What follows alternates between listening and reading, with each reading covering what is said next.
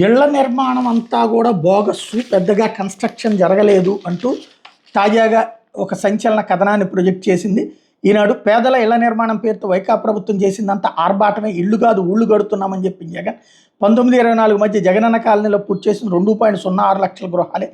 ప్రభుత్వం ఆప్షన్ 3 కింద ఇల్లు పూర్తి చేసి మహిళల చేతికి తాళం ఇస్తామని పదే పదే ప్రకటించి జగన్ అలా ఎన్ని ఇళ్లను కట్టించి ఇచ్చారో తెలిస్తే ముక్కును వేలేసుకోవాల్సింది. అవి కేవలం 25,000 గృహాలు. ఇది 5 ఏళ్ల పాలనలో జగనన్న కాలనీలో సాగిన ఇళ్ల నిర్మాణ తీరు. అప్పట్లో కొండలు గుట్టలు శ్మశానాల దగ్గర ఊరి చివరన ఉన్న స్థలాలను అధిక ధర వెచ్చించి కొనుగోలు చేసి వైకాపా నేతల జేబులు నింపారు. వాటిని పేదల కంటగట్టి ఇబ్బందులు పాలు చేశారు. కాలనీలో స్థలాలు ఇచ్చిన 18.34 లక్షల మందిలో 6.34 లక్షల మందికి ఇల్లు మంజూరు చేయకుండా 5 ఏళ్లు దగా చేశారు.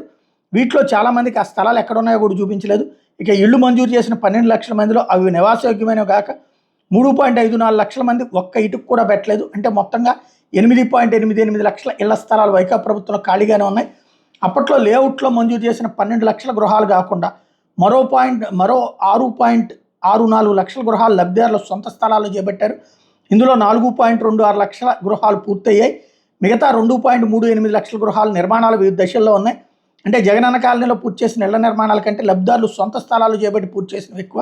మొత్తంగా 2019-24 మధ్య జగనన్న కాలనీలు లబ్ధిదారులు తమ సొంత స్థలాలు చేపట్టి పూర్తి చేసిన 6.32 లక్షల గృహాలు. ఆప్షన్ 3 కింద అప్పట్లో పూర్తి చేసింది 7.69% నిర్మాణాలే.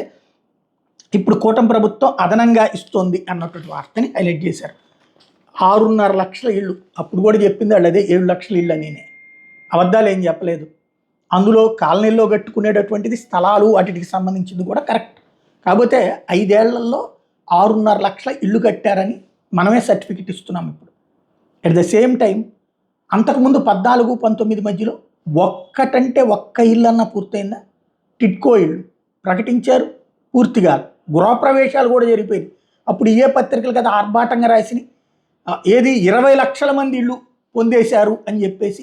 20 లక్షల మంది తీరా చూస్తే రికార్డులో 3.5 లక్షలు, చేతికి ఫైనల్లో 80% పూర్తయినాయి. 80,000 ఇళ్ళు అది కూడా జగన్ వచ్చిన తర్వాత ఇచ్చినటువంటి అవి రాయలేదు మళ్ళీ ఇందులో. ఆ 80 కూడా కలిపితే దాదాపు 7.5-8 లక్షల దాకా చేరుతుంది. ఓవరాల్గా ఇక్కడ కథ ఏంటి?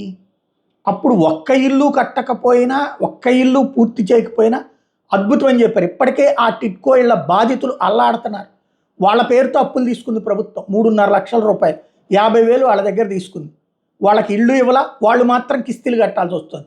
బ్యాంకుల నుంచి వాళ్ళకి నోటీసులు వస్తున్నాయి. 5 ఏళ్ళు అయిపోయింది, ఇప్పుడు ఏడాది అయిపోయింది, ఇప్పటికీ దిక్కు మొక్కు లేదు. ఇక్కడ 7 లక్షల ఇళ్ళు పూర్తయితే విషం చిమ్ముతానే ఉంటారు. మన వాళ్ళు తప్పు చేసినా కవర్ చేస్తాం, ఎదుటి వాళ్ళు రైట్ చేసినా సరే తక్కువే చేశారని చెప్తాం, ప్రజల్ని మోసం చేస్తుంటాం. ఇది మన నయా జర్నలిజం.